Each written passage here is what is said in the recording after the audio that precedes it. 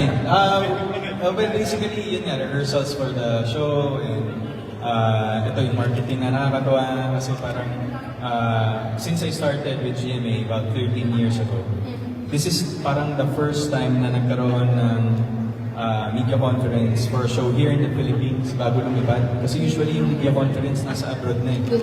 So I think really Sparkle is really doing its due diligence when it comes to shows like this na nakakatawa kasi as opposed to before, di ba, na parang nandun na kami, saka lang mag-press con. At least maganda yung preparation na at least the people here are also aware that, Kapuso stars are flying to their countries to get them entertainment.